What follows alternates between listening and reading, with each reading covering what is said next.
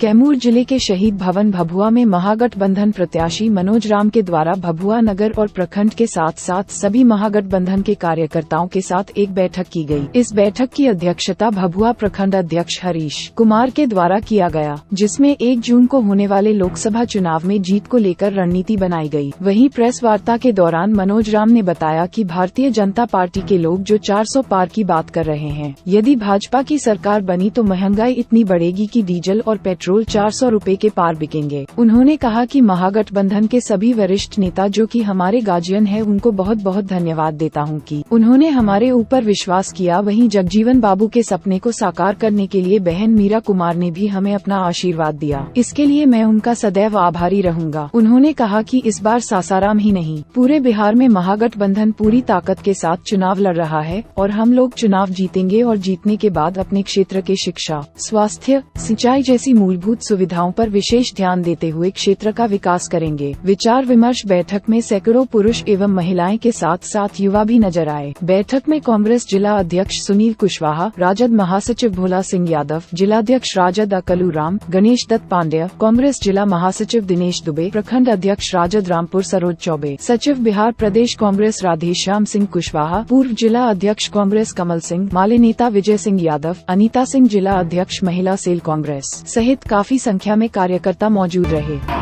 जो हमारे महापुरुष बाबू जो राम ने जो बुरा काज था, जो बुरा काम है, उस काम को अंजाम देंगे मनोज कुमार जी पार्लियामेंट के अंदर जाकर क्या जैसा सामने का काम करेंगे और यहाँ के स्थानीय मुद्दों को, समस्याओं को उठाने का काम करेंगे। मोदी तुम्हारी हम ये मुफ्त की राशन नहीं लेंगे, नहीं लेंगे, नहीं लेंगे। ये कहे अगर हमारे मजदूर भाई, अगर हमारे गरीब भाई, तो मोदी तुम्हें वो चले गए।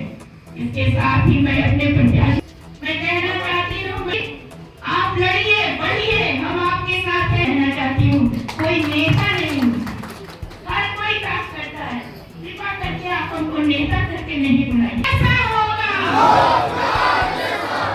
मनोज कुमार जीतेंगे, मनोज कुमार जीतेंगे। और हम चाहेंगे कि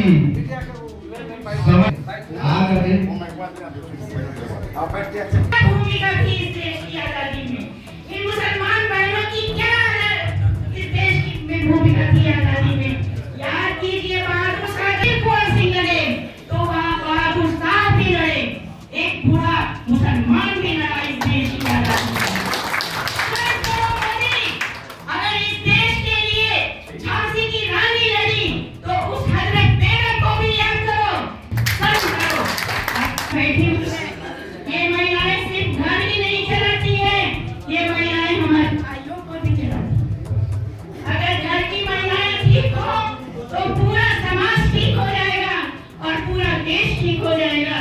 तो मैं आप भाइयों से कहना चाहती हूँ, इनको तस्लीम कीजिए, इनकी इज्जत कीजिए और इनके साथ मिलकर काम करिए। हम कंधे से कंधा मिलाकर आपके साथ चलने वाले हैं। लोग कहते हैं जनता जो है इस बार बहुत बड़ी डिसीजन लेने जा रही है।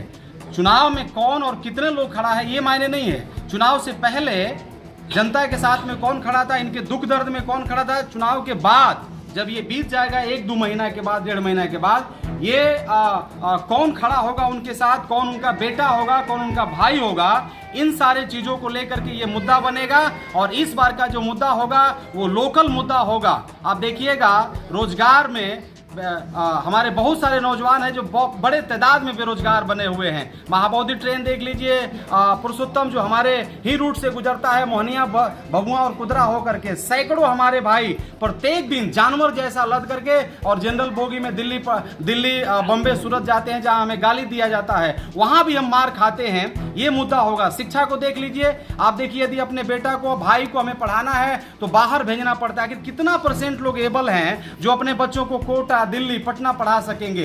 10 साल भाजपा सत्ता में रही और यहाँ के सांसद भी सत्ता में रहे, लेकिन क्या लग रहा है कि आपको सासाराम में विकास हुआ है? मैं आपको बताऊं, ये केंद्र वाले लोगों ने हमारे सासाराम पार्लियामेंट को अपेक्षित कर दिया है 10 साल, कुछ नहीं किए, कुछ नहीं किया। आपको मैं बताना चाहता हूं, आप फंड ही नहीं देंगे तो यहाँ का सांसद विधायक क्या करेंगे? मैं उधर नहीं जाना चाहता हूं, व्यक्तिगत मेरा कोई कमेंट नहीं है। वो भी हमारे आदरणीय हैं, वो भी हमारे गार्जियन हैं, मैं उनको भी स्वागत अभिनंदन करना चाहता हूं। जो किए वो ठीक किए, लेकिन अभी बहुत सारा ऐसा काम है जो बाकी है, जिसको मुझे करना है, हम सबों को करना है। जनता हमारे साथ में खड़ा है। सासाराम पार्लियामेंट के सभी जाति, सभी धर्म। आपने एक शुरू में सवाल पूछा था कि इवन पार्टी से हट करके, मैं आपको दावे के साथ कहना चाहता हूं, पार्टी, जाति, संप्रदाय से ऊपर उठ करके सासाराम पार्लियामेंट का जनता इस बार इंडिया गठबंधन को सपोर्ट करने जा रहा है। पंजा छाप पर बटन दबा करके एक इतिहास लिखने जा रहे हैं हम लोग। यहाँ हमारी सरकार बनेगी, सासाराम पार्लियामेंट को हम जीतेंगे और इतिहास है, जो यहाँ से जीता है उसी का सरकार केंद्र में बनता है। इस बार हमारा केंद्र। बहुत बहुत धन्यवाद, मैं स्वागत करता हूँ, अभिनंदन करता हूँ। उनका जो सपोर्ट है वो एकदम सही है, क्योंकि मैं इस मिट्टी का लाल हूँ, इस मिट्टी का बेटा हूँ, मैं यही जन्मा हूँ। और चुनाव बीत जाए, चुनाव आ जाए, कितना चुनाव आएगा, मैं यहीं पैदा हुआ हूँ, इसी मिट्टी में मरूंगा। ये सही आपने कहा। इस बार केवल भाजपा के लोग ही नहीं, बल्कि सभी जाति, सभी धर्म, इन सबों चीजों से ऊपर उठ करके मुझे सभी समाज से मदद मिलने जा रहा हो चुका है।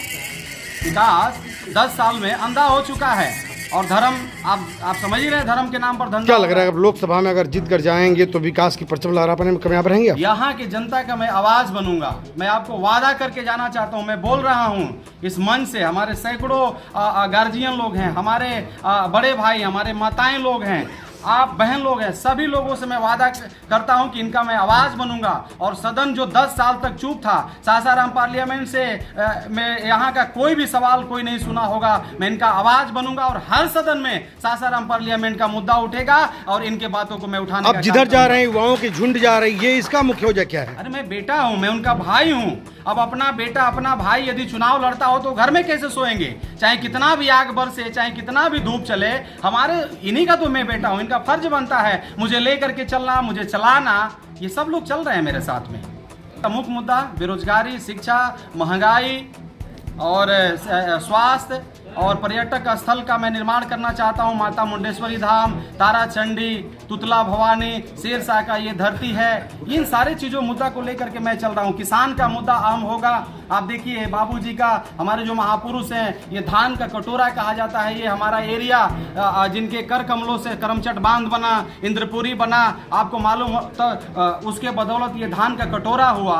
आज किसान तो बड़ा बढ़िया से उपज करते हैं, लेकिन उनका जो धान और गेहूं है औने पौने दाम में ले लिया जाता है। ये सब मुद्दा होगा। सदन में जाऊंगा, इनका आवाज बनूंगा। मैं कहना चाहता हूं महिला के सुरक्षा के लिए, आपको मालूम होगा हमारा मैनिफेस्टो में हमारे नेता ने, माननीय राहुल गांधी जी ने मंच से, हर मंच पर वो कह रहे हैं कि हर महिलाओं को 1 लाख रुपया देंगे और हर महिलाओं को 8,000 रुपया महीना देंगे। आपको मालूम होगा हमारे नेता कह रहे हैं